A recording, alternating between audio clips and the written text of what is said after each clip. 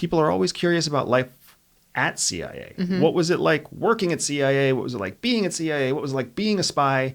Yeah. It's so rare that you ever have somebody intuitive enough to be like, whoa, what was life like for you afterwards? Because it's not life on a silver platter. No. It's quite the opposite. Rebuild, I think, is really the right word, because, we were undercover and it took time. So I think rebuild is the right word, because when we were at the agency, we were undercover. And when we left, that we were still undercover. When we were looking to leave, we had to find a job before we left to have something lined up. We were still covered. And then after we left for like another almost year and a half, 2 years, it wasn't rolled back for us. So our resumes were fake, right? All of our work history was fake. And we're trying to get references were fake. fake. So we're trying to get these, a job and trying to network and trying to make ourselves sound really interesting when our cover jobs were super boring and like not related to what our real skills were. Yeah. So it was definitely a rebuilding of, really making in-person contacts, really networking hard to be able to speak to people and impress on people. We can do this job. So to say it a different way, when we left CIA, we were still undercover. Yeah. And that meant that we were not employed by CIA, but we were still under federal obligation to live undercover. Yeah. But there was nobody supporting our cover. Yeah. So we were in this really awkward situation, which makes sense. CIA didn't know what to do with us. Right. Where we have to lie and maintain a lie under federal prosecution if we don't. Yeah. But it was still a lie. And now, with our resumes, which we were able to inform our resumes, but somebody else had to approve of them. Yes. So our resumes looked like garbage. Yeah, they were terrible. The references were empty. The companies weren't real. The work skills that we had were not genuine. And even the verbiage in the resume itself was whitewashed and bland and boring and nondescript. Everything a resume shouldn't be. Yeah. So CIA made it very, very hard to transition out of our cover status and into real life. And that wasn't a short-term thing because the administrative process at CIA requires that they review your entire operational history before they roll back your cover, if they even choose to roll back your cover. Yeah. So I think that one of the big lessons we learned as we were on our way out was how important your network is. Yeah.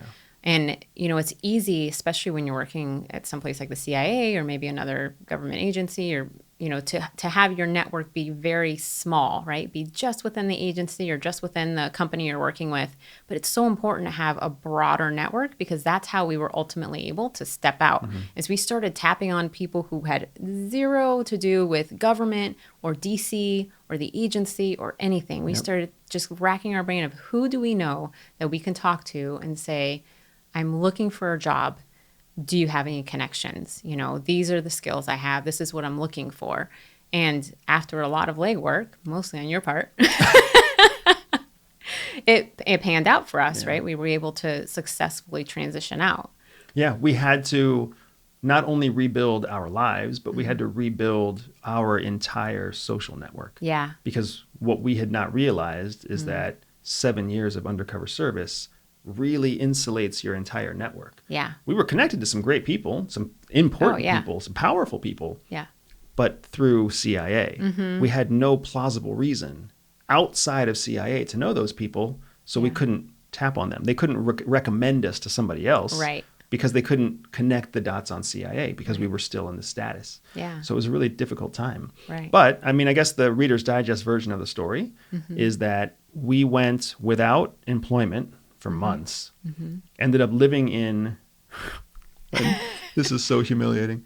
I moved my family into your parents' garage. Yeah. And that's where we lived That's our 1-year-old boy. Yeah, it was great. You are so generous. I loved it. I was going back home. Oh my gosh. But we were living in a garage for like 4 or 5 months until we could network our way And we were networking using spy skills, Yeah. not networking using real networking skills, because we were still undercover. Couldn't. Yeah. We still had to lie about everything. Yeah. What we needed was someone to give us a job without needing a resume, Yeah. because our resume looked atrocious. It was the Yes. worst possible representation of us. Yeah. And even if someone did look past the horrible write-up, as soon as they went to call a reference or email a reference, it would be Yeah. empty. It would be unanswered because Yeah. they weren't real. Yeah. So it was a really tricky bit of cajoling. But you're right. Eventually we found an executive Yeah.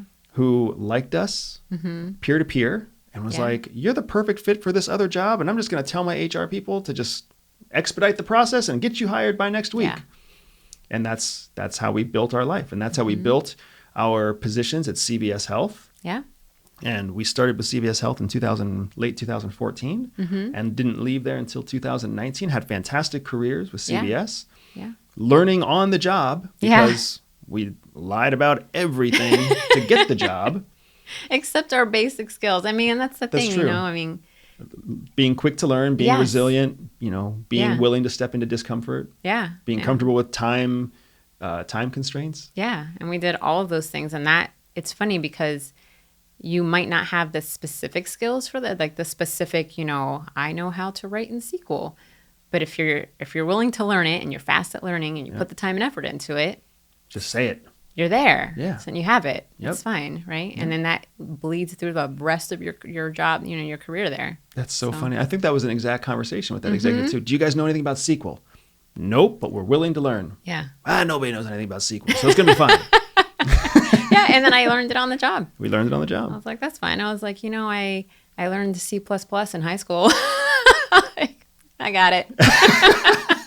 And that's been our life ever since, really. Yeah. Like the way that we rebuilt our life after we left CIA was essentially doing the same thing that we learned to do at CIA, take a risk, Yeah. like a leap of faith, gamble on ourselves, and look at things that some people see as impossible as just difficult. If you like this short clip, make sure you click here to see the next clip or here to see the full podcast episode.